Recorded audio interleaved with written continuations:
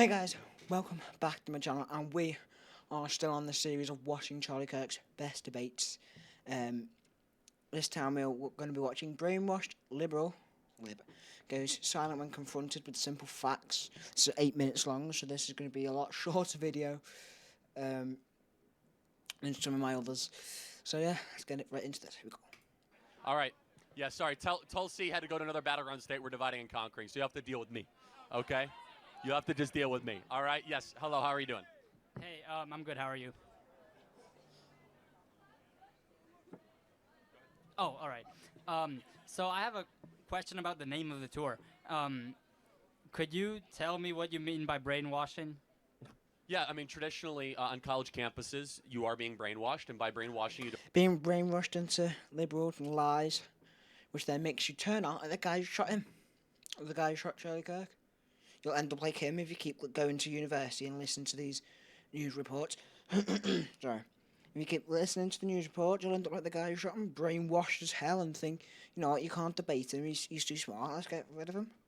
don't allow dissident ideas, different perspectives or worldviews, and typically on campuses, you'll learn some of the worst, most parasitic ideas imaginable. So, Well, even so, I would argue that brainwashing is a little bit of a harsh term.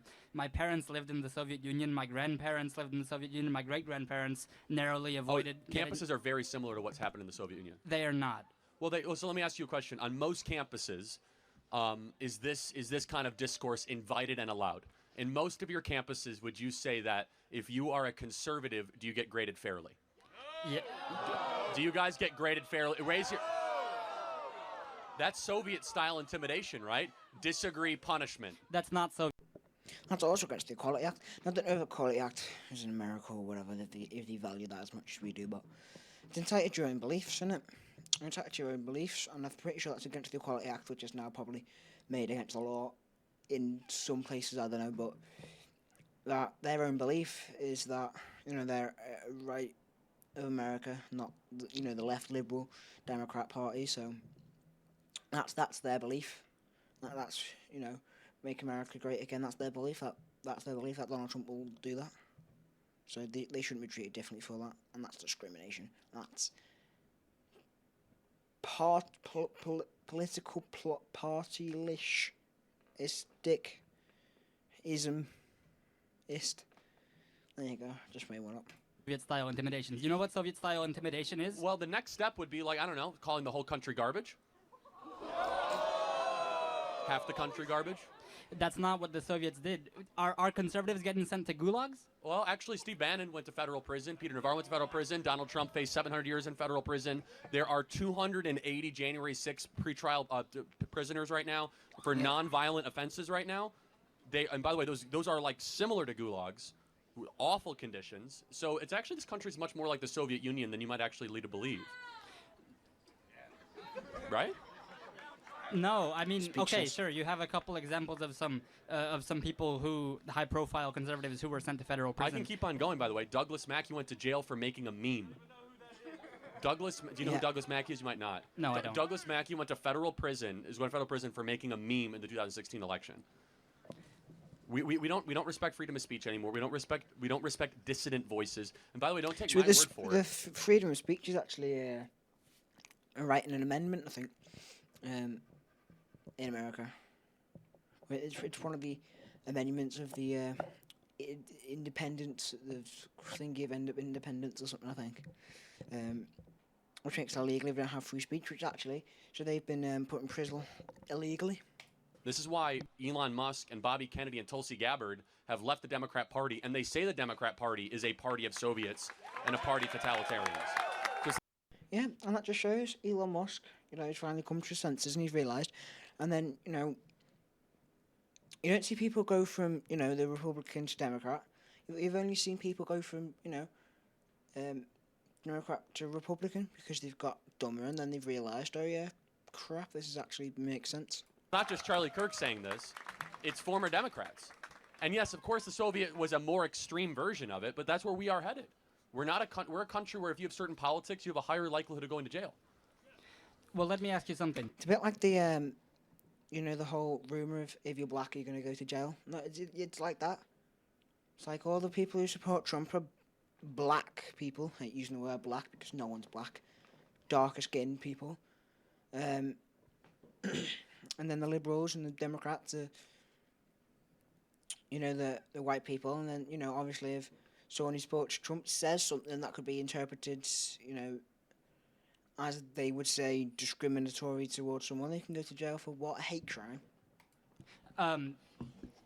In order for I would say that brainwashing, it can't happen overnight. It can't happen in 4 years. The fact that we have essentially alternating terms between the parties, there's no way to systematically establish something You're within right. 4 years. You're right. It would take sending somebody to K through 12 education and then to college to get them brainwashed. We don't have anything like that in this country. There's a lot of talk about what's happening in Israel right now. Hostages being released. I'm not gonna play this bit because this isn't what I'm talking about. But if the video's here, it's on Charlie Kirk's YouTube channel. If you want to go have a look what it is yourself. But yeah. In this state across the country, you're told to hate the country. You're told that America's systemically racist. You're not taught who Thomas Jefferson is, or James Madison, or John Jay, or the Federalist Papers. Well, that's simply false. Name a school where they don't tell you who Thomas Jefferson is. Do you think they teach Thomas Jefferson as a hero or a villain in most public schools across the South? Who would you say Thomas Jefferson is? Well, I mean, Thomas Jefferson was America's third president and the author of the Declaration of Independence, an American hero. Is there a gray area? There must be a gray area. You can't say, oh, he's definitively a hero or he's definitively Well, a actually, villain. I mean, hold on. Yes, of course he did things that were bad, but he helped found the greatest country ever to exist in the history of the world. That's pretty heroic. So would you say that you have to? Would you say that you? But yes, of course, you mentioned the things he did wrong, but in history, you must understand people in the context of the times of which they live. And the context of the time of which he lived was widespread. He actually released the slaves at the end of his life, and that's one example of many, by the way. But the point is this, is that the emphasis on trying to get a generation to hate the country has become largely brainwashed. Back to Thomas Jefferson. You say that it's based on the norms of the time period. Were there norms in the late 1700s, early 1800s that would have allowed rape of a slave? Sally Okay, Hemings? First of all, that's never been proven. I don't want to go too deep down the Thomas Jefferson hole, Yeah. but let's just kind of go. What Thomas Jefferson did is he gave you a free society. That your parents. Look, I'm not. Sorry, I don't know what's up with me today. I don't know what. I'm not, an expert on Thomas Jefferson, but I don't know that much, so I'm just going to let Charlie speak, and I'm not going to comment on this because, I don't know if I'll get anything right or wrong. So Liked so much I that don't they wanna left the Soviet cause Union and trouble. came to. Thank you, Thomas Jefferson. That's probably worthy of hero Well, status. I'm not yeah? saying that he's entirely a villain either. I'm saying that there's a gray area, and you say, "Oh, well, do they teach him as a hero or a villain?" I It mean, doesn't matter. But They everyone. teach him as- No, hold they on. teach Trump as a villain in most schools in this country as well. They go around saying that they don't say, "Oh, Trump's a villain." They go, "Oh, there's a problem in the world right now where leaders are racist, this and that," and then obviously because most teachers know I like Trump. I don't know how. I don't normally tell. I've told 2 teachers, and then they're like, and then they look at me and I'm like, "Well, why don't you just say it? Why don't you just say it?" They teach in lessons. They teach one side of politics, but they don't teach the other. In schools they have to teach both sides. They have to teach facts.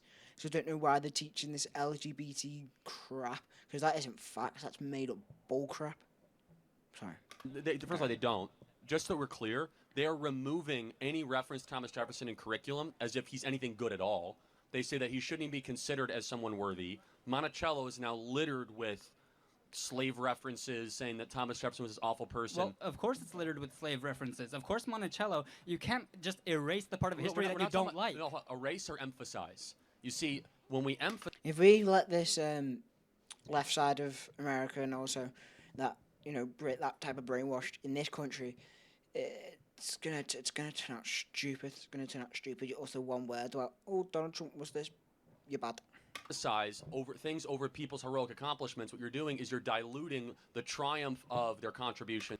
And also, if we carry on like this in 5 years, it'll make out that who's a really important person in history. Let's think. One of the kings. Who's the king that signed the Magna Carta? Anyway, on the Bill of Rights and that.